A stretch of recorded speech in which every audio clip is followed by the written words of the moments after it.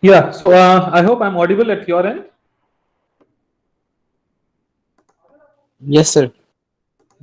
Okay, fine. So let's start today's discussion. In the previous discussions, we have already covered all these uh, topics, and in we looked into basically black box testing, right? We also looked into white box testing. We said all these testing activities are under the umbrella of uh, the rest of the things will be under the umbrella of either black box or white box. Then we also talked about integration testing, where we said that okay, now it is high time to look into the interfaces, and afterwards we are going to talk about system testing. In integration testing, we also talked about stubs and drivers, and I also gave you a task on going back and looking into what basically the stub is and what basically the drivers are. And we saw various usages of these things based on our requirements and our need, that when to introduce a stub and when to introduce drivers. Now, when we talk about system, so this basically comprises of all the components which are the part of it, right? So it'll a system will have several modules, and what we do is we integrate all these things and we come up with the entire system. Now, so a complete set of integrated components, right? So we went for this integration, we went for this integration, we went for these integration. So a complete set of integrated components that are all together delivering the functionality and features as a complete system, right? Right now, the term I have used is a generic term, uh, but it is also addressing the software system, right? It is also addressing the software system. So uh, okay, just a small query. When I say software system and when I say system software, are these things same? Are these things same?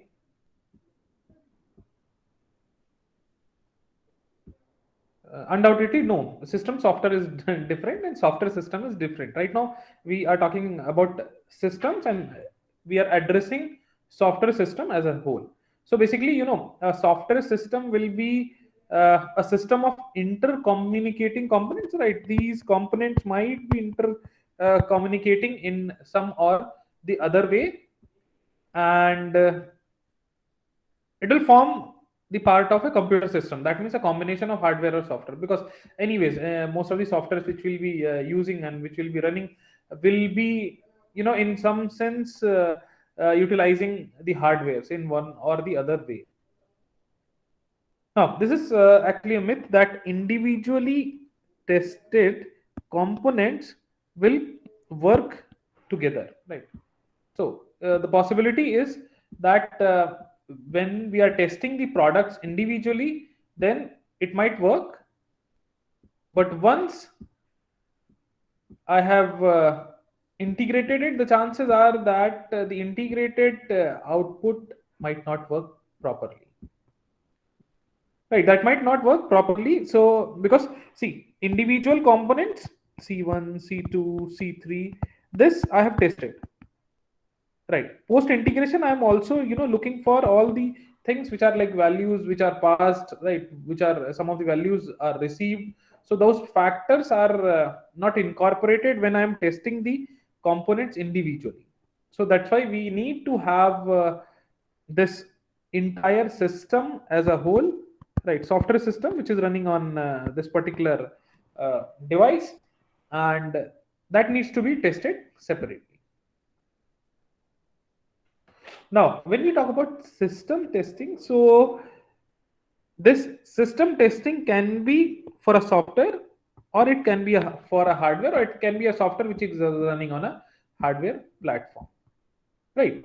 So this system testing of software or hardware is the testing conducted on a complete integrated system to evaluate the system's compliance.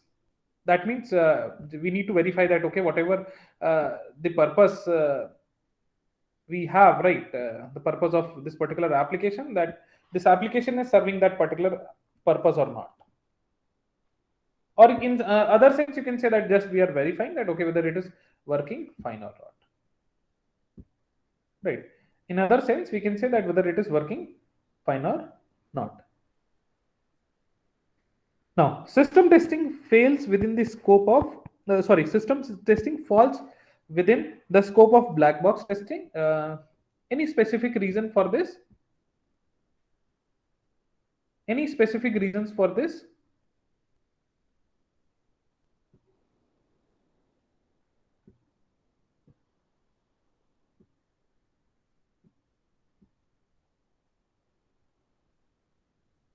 Any clue?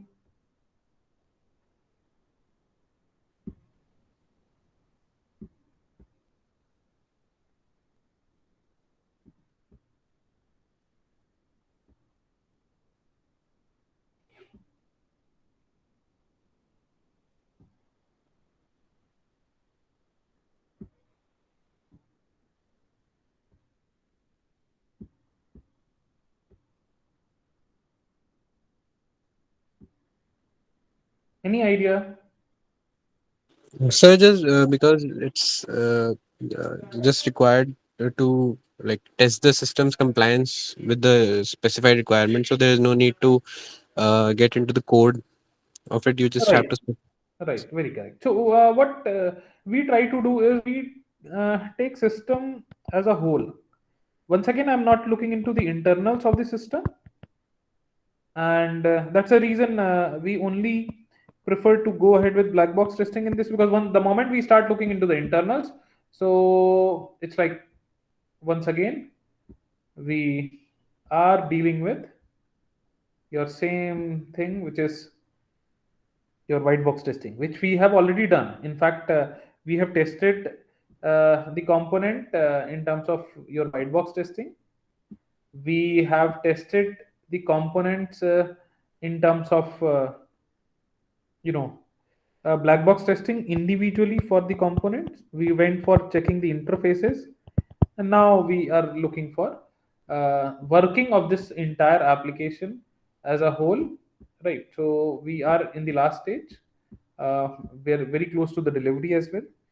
So since we are once again looking for black box testing, so and the system as a whole, so I don't need to have the knowledge of the inner design of the code or any logic which is there, which is related to the code, because I'll only be dealing with inputs and outputs, and obviously I'll look for the non-functional attributes as well. The non-functional attributes as well.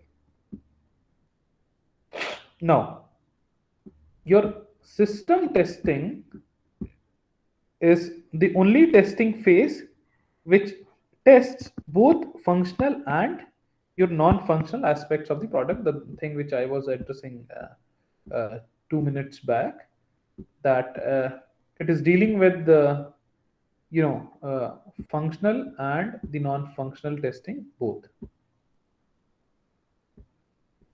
Now, your system testing tests not only the design but also the behavior and even the believed expectations of the customers. Right. So, what we are saying is that I'm not only looking for the design, but I'm also looking how my system is going to behave, and even the believed expect how what all things are expected by the customer. That particular part is also looked in this particular case. So it is also intended to test up to and beyond the bounds defined in the software or the hardware requirements specification. Right. So we obviously we are going to test the product. So whatever is written in the SRS, that we are also going to tally. That we are also going to tally. And testing on the fully integrated applications, in order to test how components interact with one another and with the system as a whole. That's another attempt, right?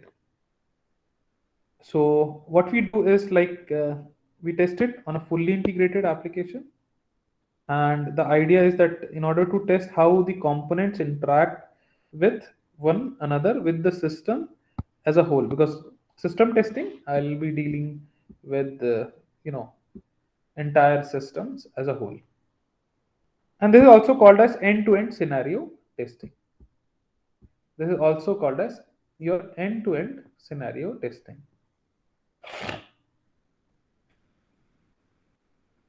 So, very thorough testing of every input in the application to check for the required output. That's also is done, right? So, we keep on firing the inputs, we keep on looking for the outputs, and along with that, we also notice the behavior of the system. We also notice the behavior of the system. Testing of the user's experience with the application from start to finish, that's also is done, right from starting to the end. We look for the user experience as well, right? uh, User experience, when we are talking about, we are dealing with UI UX. Can someone throw some light on what basically this UI UX is and what it deals with?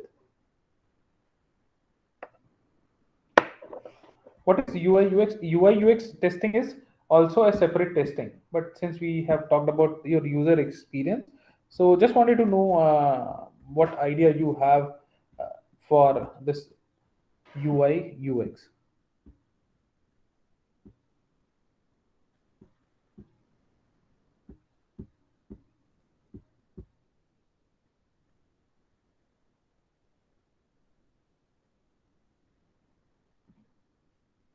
Any idea?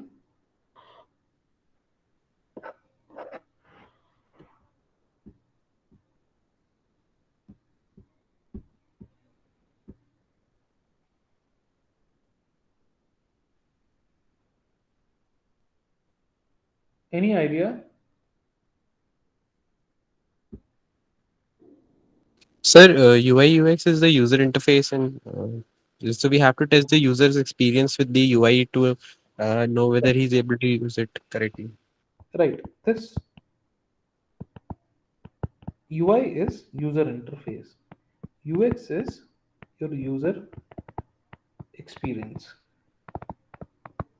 So basically, these are two independent terms.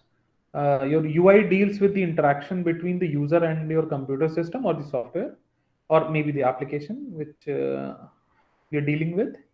And UX deals more generally with the user's overall experience with a particular product or a particular service, or it can be with a particular brand as well.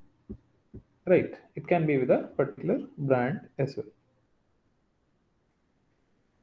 Now let's talk about the integration testing and your system testing, because prior to this system testing we were dealing with your integration testing only, right? Prior to this we were dealing with your integration testing. Last topic was your integration testing only, right?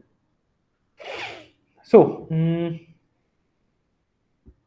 yeah, basically, in case of your integration testing, this is the orderly progression of testing in which your software components or your hardware components or both the things can be combined and tested until the entire system has been integrated, right? So we keep on testing the products, right? Recall some of the techniques which we studied in case of your integration testing. right? We kept on integrating. We kept on looking for whether these interfaces are working fine or not, and at the end, we were left with this thing. So, in case of system testing, this is the process of testing an integrated hardware and software system to verify that your system meets its specified requirement. Right. So, we are looking for the entirely integrated software or the hardware system in order to see that whether it is meeting the requirements or not. Right. Uh, in some sense, here we are also dealing with your VNV. What was VNV? Uh, any Verification and validation. validation, right? Correct, correct, correct. So, in some sense, we are addressing that particular part as well, right? So, uh, here what we do is we test the components and the interfaces. We, I should add interface as well because that would make the definition pretty more clear. So, in this case, I am testing the entire system as a whole, and this is basically a low level testing as compared to your system testing, right? Comparatively, a low level testing, and this is a high level testing activity.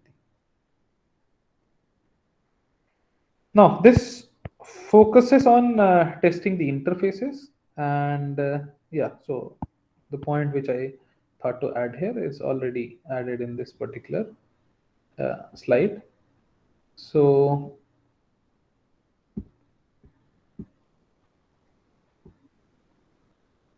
with some technical glitch, I hope the things are getting recorded.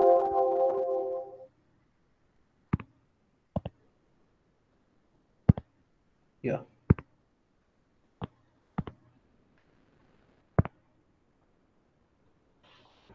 yeah. So this is a high level testing activity. This is focusing on interfaces, and this is emphasizing on products functionality. So in some sense, we are also talking about your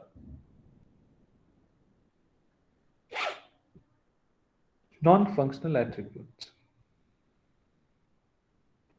So in case of interfaces, there is a chance that I may not go for the non-functional testing.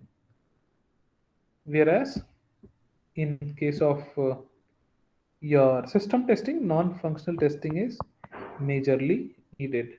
Uh, can someone throw a light on what basically the non-functional testing is and what basically the functional testing is?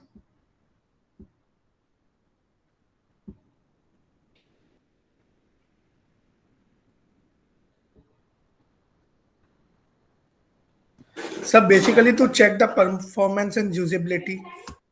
Only you're correct, Satvik, but there is something more to it.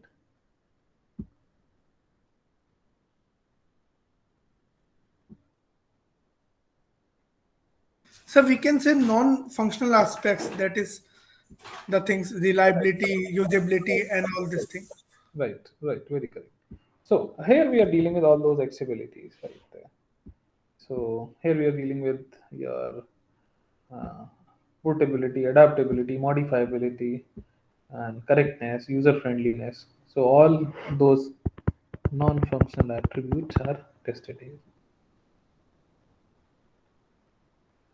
Now, yeah. So now, can you differentiate between your system integration testing versus your system testing? Any idea?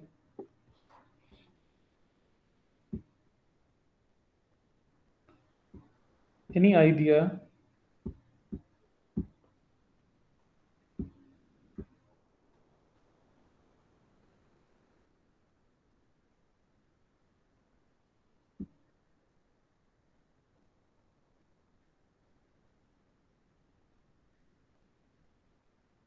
Sir, in integration, it is divided into part and then test.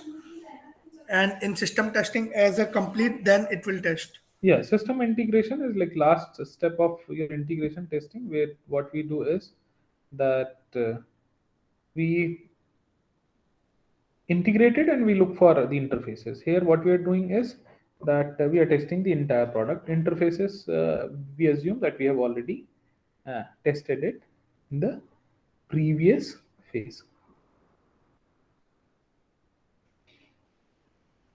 Now the question arises, why do we need this system testing?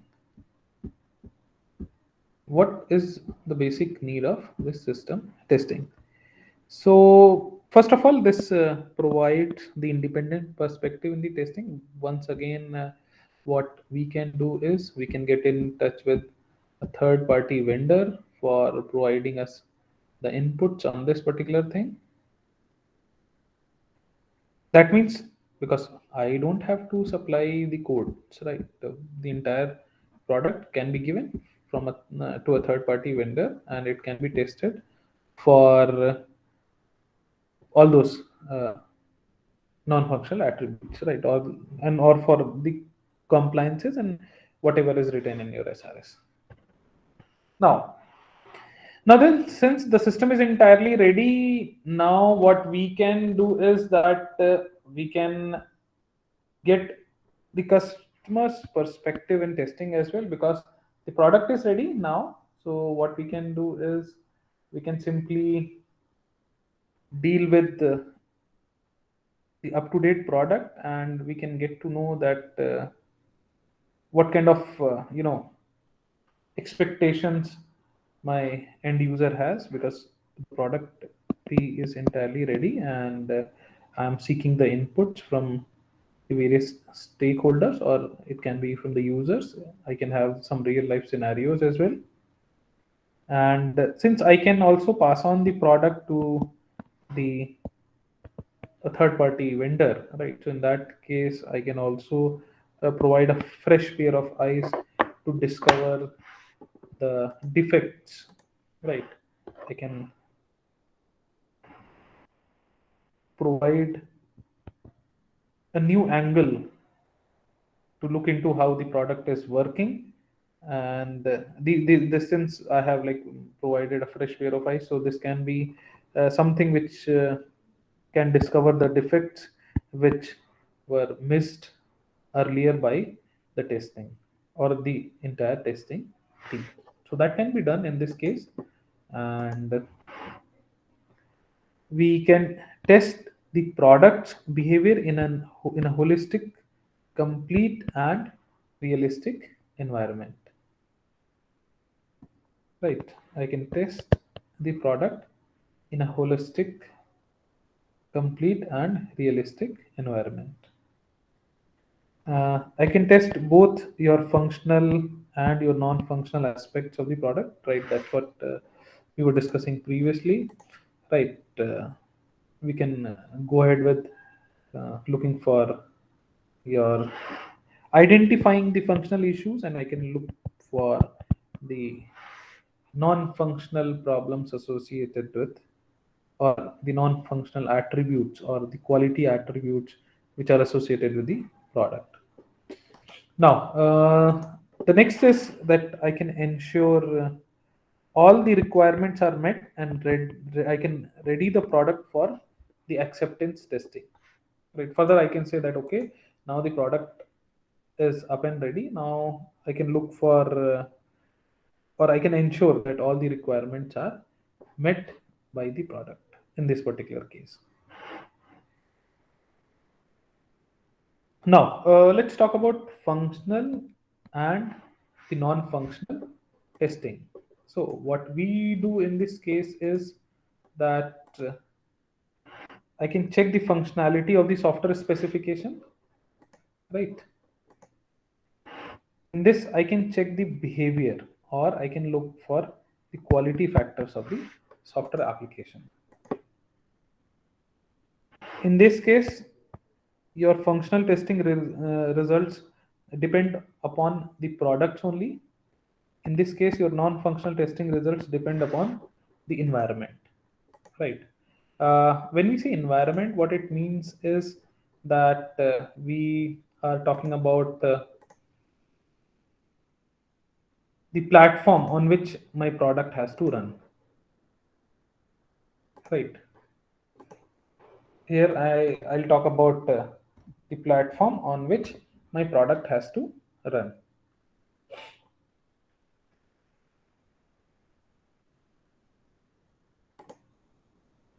Now, next is your functional versus non-functional uh, testing, right? Here we are dealing with your aspects plus both the categories. So, any by the way, any doubts up till now?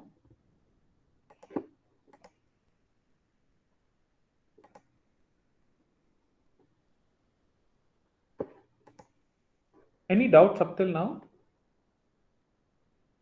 No, sir. Okay, okay. So, what it involves is, in case of functional testing, it involves your product features and functionalities, and in case of your non-functional testing, it involves your quality factors, and in case of your tests, it involves your product behavior, uh, where we when we talk about functional testing, and here it talks about the behavior plus the user experience. Behavior plus the user experience. Now, uh, results conclusion, right? In case of functional testing, the simple steps written to check the expected results. In this case, we collect huge data and we analyze it, right? Because if suppose I have to check the quality aspect or availability or performance, then I need to have huge data in my hand. Then only I can talk about the results. Then only I can talk about the quality aspect of the application. Now, your result varies due to the product implementation. Here, it varies due to the product implementation plus resources plus the configuration part as well. Right, your configuration part also deals with your product runs differently on different platforms. Right, your product runs differently uh, or behaves, you can say, in a different manner on different platforms. Now, your testing focuses on defect detection in case of functional testing. In case of functional testing, we only talk about qualification of the product because we are dealing with your product quality here. And in case of your functional testing, when we talk about knowledge required, so I need to have the idea about the product, and I need to have the idea about the domain as well, plus all those things which are required in white box testing will be added here. Whereas in case of in case of your non-functional testing, I need to have the idea about the product, domain, design, architecture, and your statistical skills.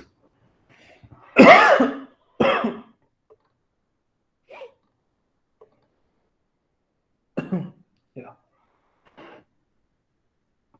No, and in your failure basically is caused because of, in case of functional testing, it's because of the code, and in case of your non-functional testing, it is because of the architecture, it is because of your design, it is because of your code as well, right? So everything is included in this, or everything is discounted in this, you can say.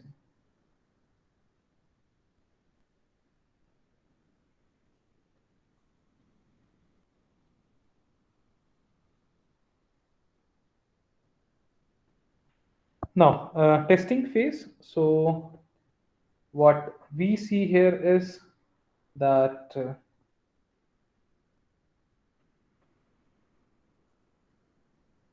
we deal with unit testing, we deal with component testing, we deal with integration testing, and we also deal with your integration testing, we deal with your system testing, and in this case, in case of non-functional requirements, we are only dealing with your system testing.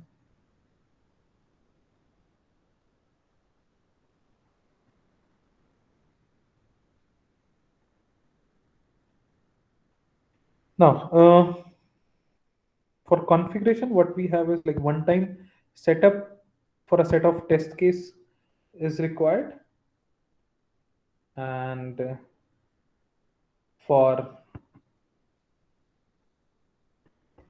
your non-functional testing, I need to have the configuration changes for each testing phase.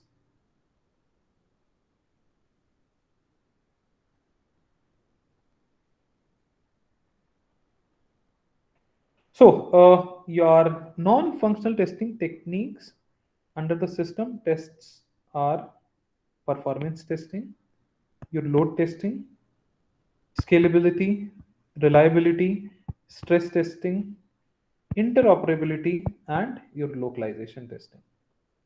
Right, localization is something we'll talk about this separately. And to start with, what we have is we have performance, right? So when we talk about performance, so basically what we are doing is that we evaluate the time taken or the response time or the throughput of the system to perform its required functions in comparison with different versions of same product or different competitive products. See here, what we are doing is that we are looking for, let's take the example of, let's say, Amazon, and I'll take the example of Flipkart, right? So what I'll do is I'll see that, okay, how quickly the app works, how flawless the payment options are, right? And how much time it takes to load a particular product or in searching a particular product, and additionally how much time it takes in uh, you know adding to checkout, or maybe from opening the app till the checkout. So all these things we look, and then we take a call on the performance. So here what we do is that we basically evaluate the time taken or the response time or the throughput of the system to perform its required function in comparison with the different version of the product. It can be a product's 1.0 version, 1.1 version. So we compare with the previous versions, or what we can do is we can also look for any competitive product as well. Right. So that particular part also we can locate here.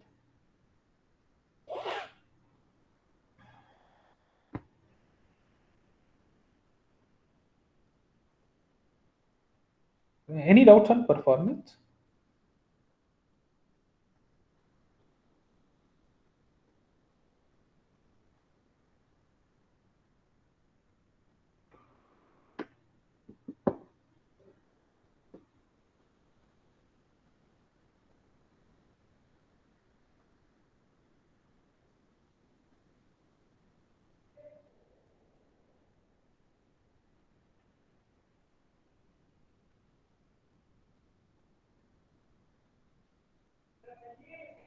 Any doubts on performance?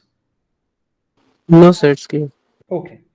Right. Performance, I think we already had a discussion on it separately. Right. Now, next is your load testing. Now, basically, your load test.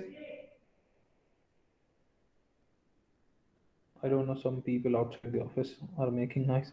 Oh, anyways.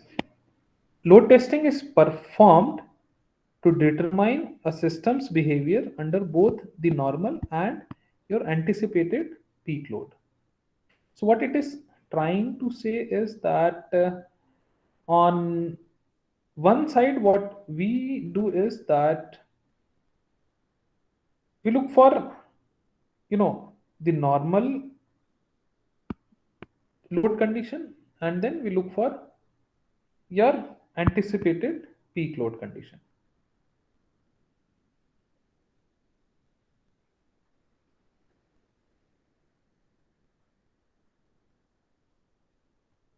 So what it means is that, let's say I take the example of, let's say, IRCTC.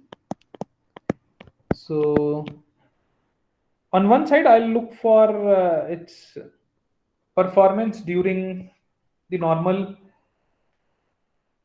load. On other side, I'll look for its performance during the anticipated peak load. That means, let's say, in case of IRCTC, I'll look for its working during the Tatkal hours, right? In case of your banking applications, let's say,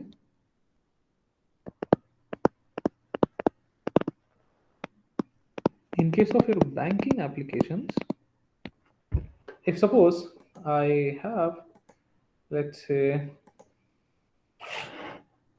the application will have very less load post banking hours, but during the banking hours, along with the regular users, I'll have your banking people also working on it. So even the offline people who are looking for some solutions from the bank will be available over there, right? So that kind of thing will be observed.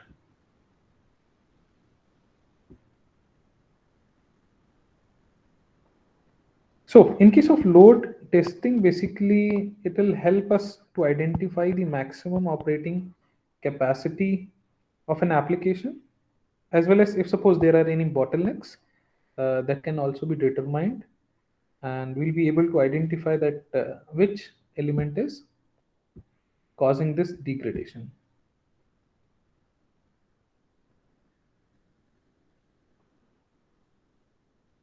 Now, this is, I think I should skip this. This particular website was previously giving you the tool to check the load of the application, right?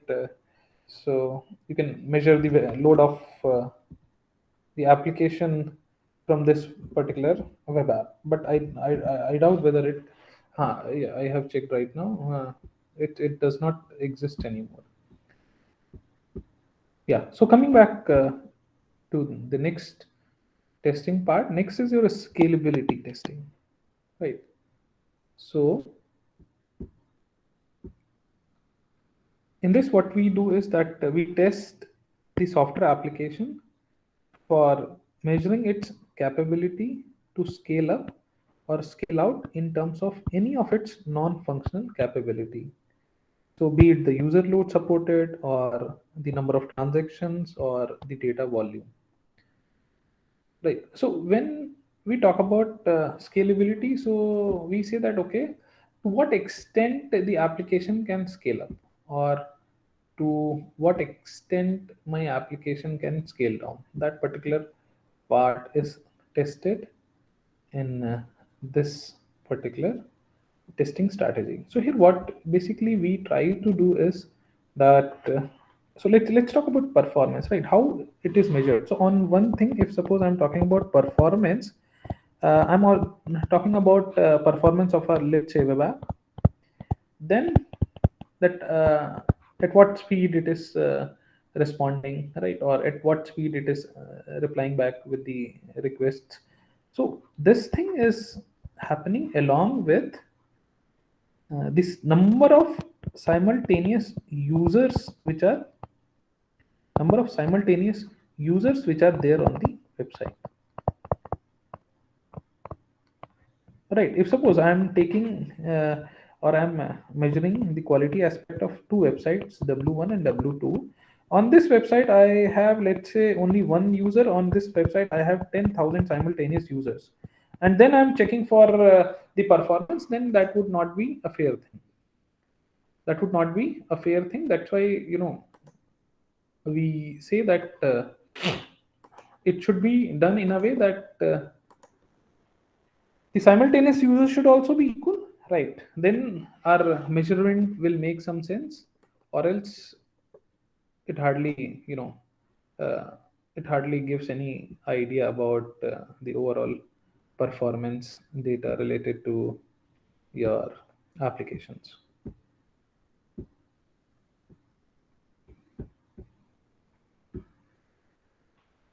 So this was about scalability testing. Now let's talk about reliability testing.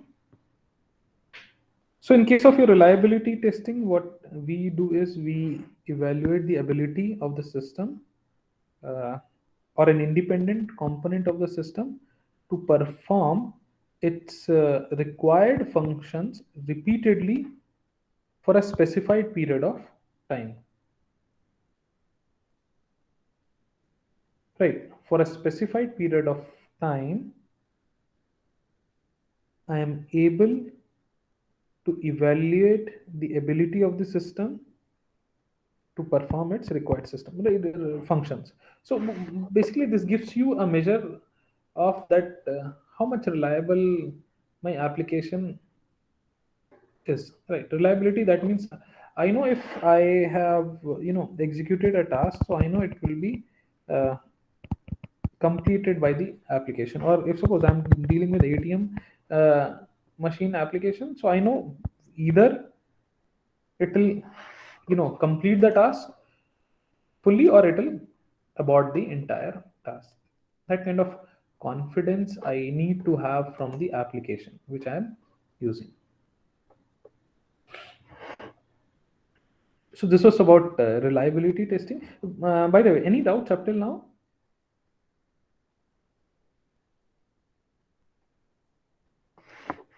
Any doubts up till now? No, sir. Okay. Now, next is stress testing. From the title itself, you might have got some idea about this testing strategy. So, basically, evaluating a system beyond the limits of the specified requirements or system resources, such as your disk space, memory, process utilization, in order to ensure the system does not break down unexpectedly. That is called as your stress testing. So basically what we are trying to do is that we are trying to test the product, that okay, if suppose a product P1 is meant for 1,000 simultaneous users, so we tested that okay, for let's say 1100 users, uh, how it is going to function, for 1200 users how it is going to function, and so on and so forth. So that kind of testing strategy we follow in case of stress testing. So, or even if I'm talking about data volume, so I'll increase the volume of the data, just to make sure that okay, in this case also my application is working fine or not. So this was about your stress testing, and the next one is your interoperability testing. So interoperability testing is done in order to ensure that two or more products can exchange information, use the information, and can work closely. What it means is that I have, let's say, product P. Now for the payment, I'm using, let's say, SBI Gateway. Along with it, for let's say verification, I'm using Aadhaar verification. So this product P is working fine with SBI Gateway as well, and is working fine with this particular verification, Aadhaar verification as well. So some external agents are there, and not only the internal software components, but my product is dealing well with these external agents as well. So that kind of confidence I'm looking for from a particular product. So this is about interoperability testing, and the next one is your localization testing. Now, from the name itself, I think you might have got some idea that localization means availability for a particular or a specific market, you can say. So in this localization testing basically comes under internationalization testing. The internationalization testing is called as I-18N, right? So in this, what we do is that the testing is done to verify that the product works in different languages or not. So basically, once again, I am talking about user interface part, right? I am talking about user interface part. So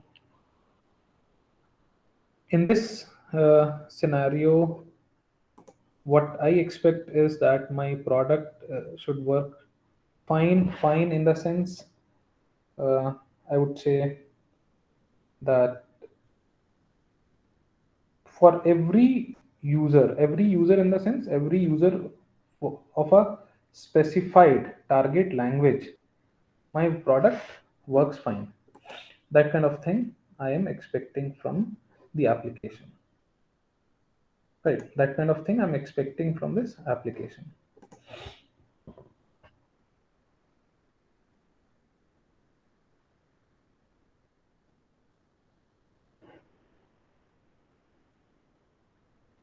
Now let's talk about localization testing further. So basically, your localization testing means testing of a product, sorry, for usage in a foreign market. That means, let's say I have a product, so it's available in different languages, right? So if it is available in in different languages, so I'm able to cater larger audience as well.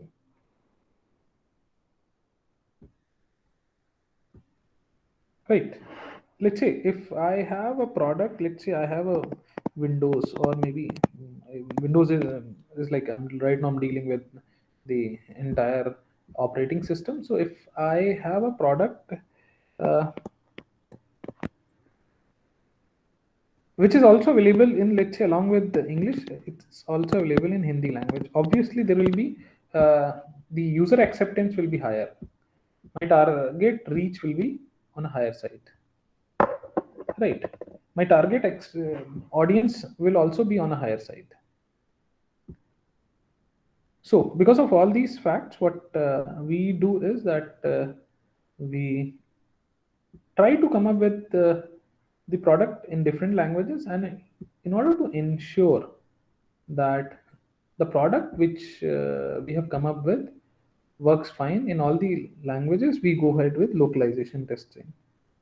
So the products that are localized to international markets often face domestic competition, which makes it critical for the localized product to harmonize easily into the native languages and the cultural landscape as well. So the way products are designed are like taking care of the local sentiments, plus the local terminologies, and local some science. Those things are taken care of in case of. So basically, once again, I'm saying that we are dealing with user interface and user experience only.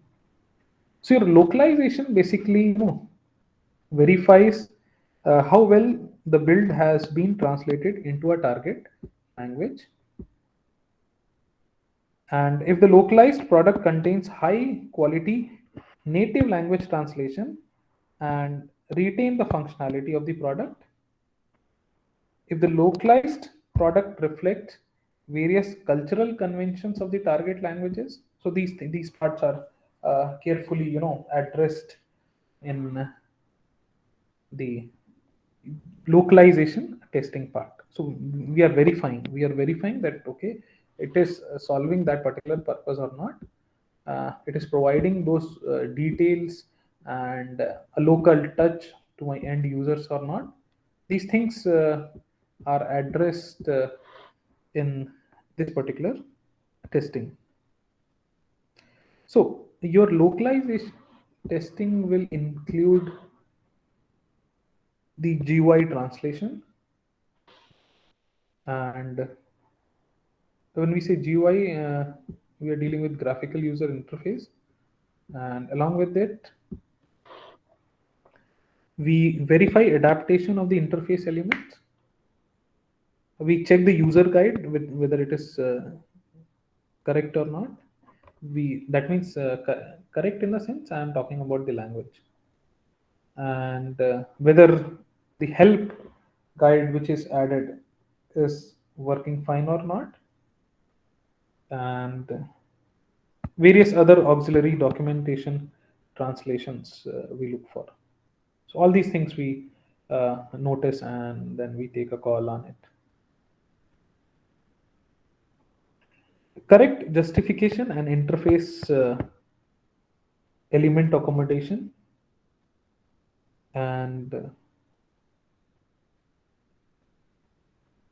yeah, Mohit, welcome to the class. And description of the rules of for text writing as well.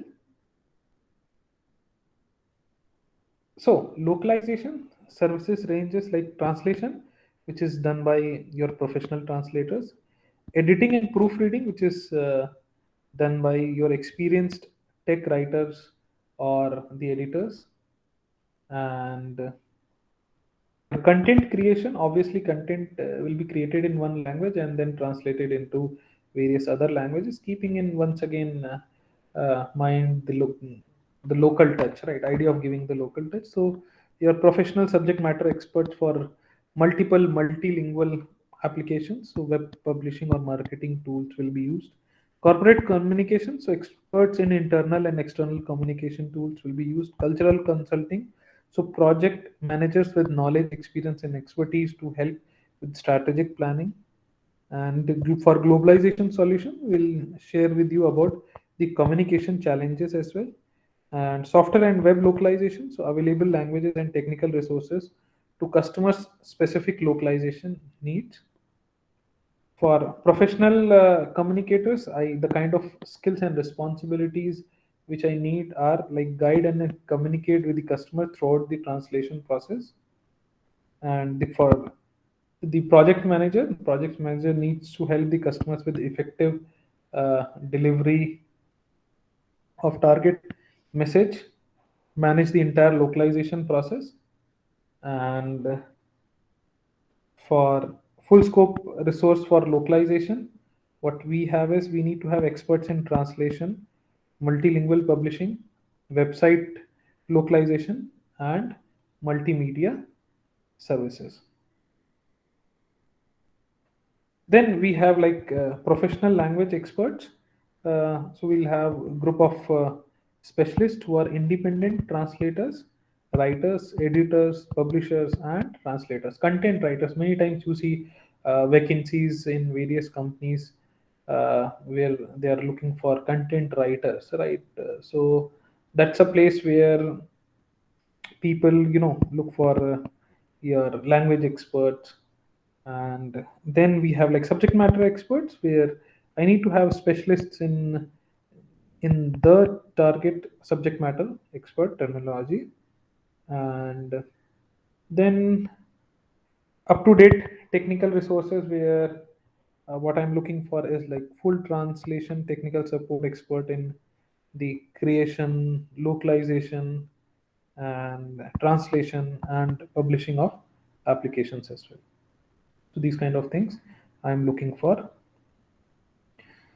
Now, next is your functional testing techniques under the system tests. Right.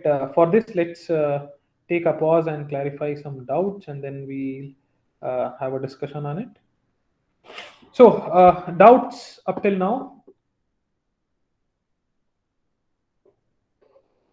Any doubts up till now?